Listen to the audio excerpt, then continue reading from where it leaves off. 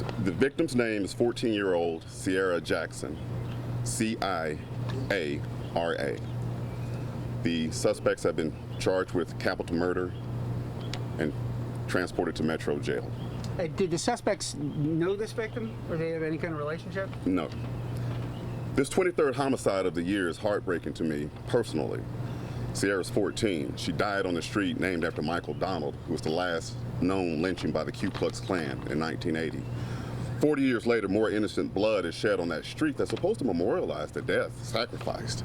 And a black girl is gunned down on that street by a black man. It's disgusting. I've said it. There's a subculture of gun violence in the city of Mobile with young black men. It's high damn time we did something about it. I said it. So no one has to be called a racist anymore. Our homicides, 19, 19, 18, 17, 16, 14, 11, and 4 years old were all black children. When are we as a city going to wake up and say, let's address this issue? I've said it, now it's out in the open, right? Whatever happens to me, fine. If you guys slay me in the media, fine, but don't forget these innocent black lives that have been lost. An 11-year-old yesterday, a 14-year-old last night. When is enough enough? What do you think could be done to address? Let's say the truth first, Andrea. Let's say that there is an issue first. Let's everyone say it out loud. That's where we begin, because if we first say there's a problem, then we can find a solution. Let's start there. In this latest homicide, were the weapons recovered?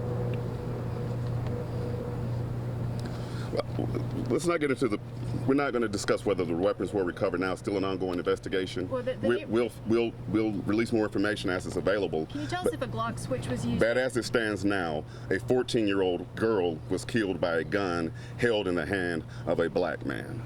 Whether it's a Glock switch, a shotgun, or any other weapon, the loss of the tragic life is my point at this time. Other information will come out as the investigation reveals, but I want you to focus on this young black girl that was shot down last night.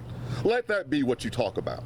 Let that be along with the 11-year-old that was killed the other night. Can you tell us anything about her? I mean, does she live in that neighborhood? Was she visiting there? Well, as more information comes available, I'm sure we'll reach out to you guys, and maybe even her family might be. But as it stands now, I don't want any of this lost.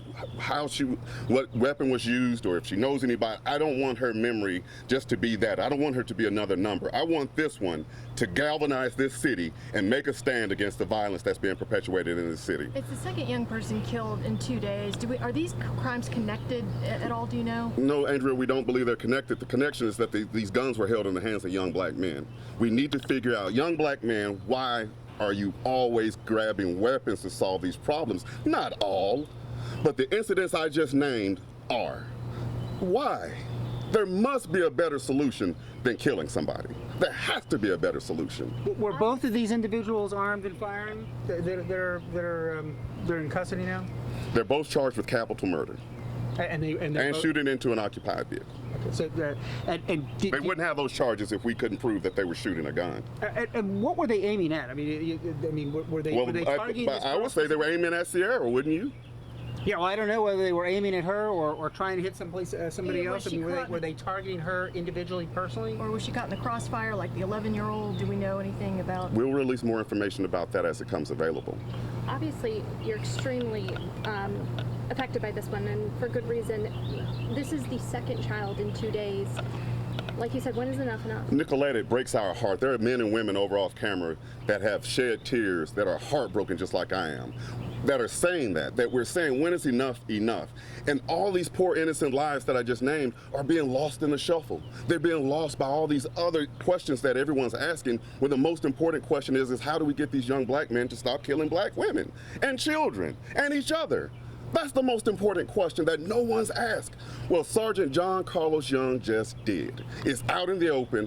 Follow up on it. Start doing some news stories on that. Ask South Alabama to do a study on our homicide suspects. Ask the University of Mobile to do a 10-year study on homicides and who's committing them. Ask Spring Hill College to go do background checks and who had single fathers and what were their education levels. Let's figure out a solution to it instead of constantly talking about how they died and do they know each other and the Glock switch. Now, you won't ever get this from me again, but this time it hurts, and it's high damn time somebody says something about it.